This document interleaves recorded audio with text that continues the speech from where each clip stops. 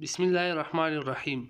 گزرے کل کے بادشاہ اور اسی سلطنت کے بادشاہ کو ایک نظر دیکھ لیا جائے تو سمجھ میں آتا ہے وقت کتنا آگے نکل آیا۔ ایک سرکاری دورے پر سعودی عرب شاہ فیصل شہید برطانیہ تشریف لے گئے۔ کھانے کی میز پر انتہائی نفیس برتنوں کے ساتھ چمچے اور کانٹے بھی رکھے ہوئے تھے۔ دعوت شروع ہوئی، سب لوگوں نے چمچے اور کانٹے استعمال کیے، لیکن شاہ فیصل نے سنت نبوی کے مطابق ہاتھ ہی سے کھانا کھایا۔ کھانا ختم ہوا تو کچھ صحافیوں نے شاہ فیصل سے چمچہ استعمال نہ کرنے کی وجہ پوچھی۔ شاہ فیصل نے کہا، میں اس چیز کا استعمال کیوں کروں جو آج میرے منہ میں ہے اور کل کسی اور کا منہ میں جائے گا؟ یہ ہاتھ کی انگلیاں تو میری اپنی ہے، یہ تو ہمیشہ میرے منہ میں جائے گی، اس لیے میں اپنے ہاتھ سے کھانا کھانے کو ترجیح دیتا ہوں۔ ایک دفعہ امریکی صحافیوں نے ایک وفد سعودی عرب دورے پر آیا، وہ وہاں ایک ہفتہ ٹھہرا۔ اس دوران وفد کے ارکان نے سعودی عرب میں امن و امان کی صورتحال کا بغور جائزہ لیا۔ انہوں نے اس چیز کو شدت سے محسوس کیا کہ سعودی عرب میں چوری کرنے والے کے ہاتھ سزا کے طور پر کاٹ دیے جاتے۔ انہیں لگا یہ سزا سراسر زیادتی اور انسانی حقوق کے تقاضوں کے خلاف ہے۔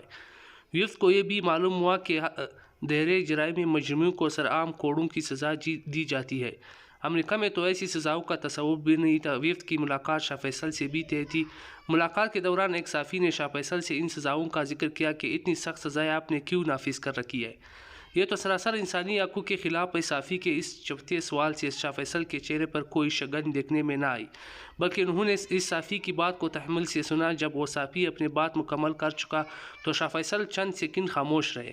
صحافی یہ سمجھا کہ اس نے شاہ فیصل کو لاجواب کر دیا ہے۔ کچھ دیر رک کر شاہ فیصل بولے، کیا آپ لوگ اپنی بیگمات کو بھی ساتھ لے کر آئے ہوئے ہیں؟ کچھ صحافیوں نے ہاں میں سر ہلائے۔ اس کے بعد شاہ فیصل نے کہا، ابھی آپ کا دورہ ختم ہونے میں چند دن باقی ہے، آپ اپنے بیگمات کے ساتھ شہر کی سونے کی مارکیٹ میں چلے جائیں اور اپنی خواتین سے کہے کہ وہ اپنے پسند سے سونے کے زیورات کی خریداری کرے۔ ان سب زیورات کی قیمت میں اپنی جیب سے ادا کروں گا۔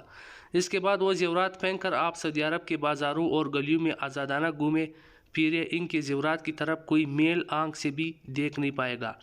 2 دن کے بعد آپ کی امریکہ واپسی ہوگی۔ کیا وہ زیورات پہنے ہوئے پاور آپ کی خواتین بلا خوف و خطر اپنے اپنے گھروں کو پہنچ جائیں گے؟ جب شاہ فیصل نے صحافیوں سے یہ پوچھا تو سارے صحافی ایک دوسرے کا اونکوں کی طرح منہ تکنے لگے۔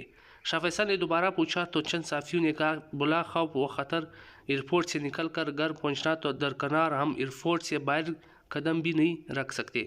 شاہ فیصل نے جواب دیا، سعودی عرب میں اتنی سخت سزاؤں کا نفاذ ہی آپ کی پریشانی کا جواب ہے۔ آپ نے اپنے سوال کا جواب خود ہی دے دیا۔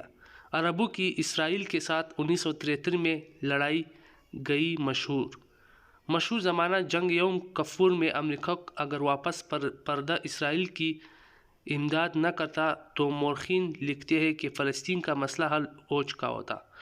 فخر کی بات یہ ہے کہ اس جنگ میں پاکستان نے بھی مقدور بر حصہ لے کر تاریخ میں پناہ نام امر کیا۔ اس جنگ کے دوران شاہ فیصل مرحوم نے ایک دلیرانہ فیصلہ کرتے ہوئے تیل کی پیداوار کو بند کر دیا تھا۔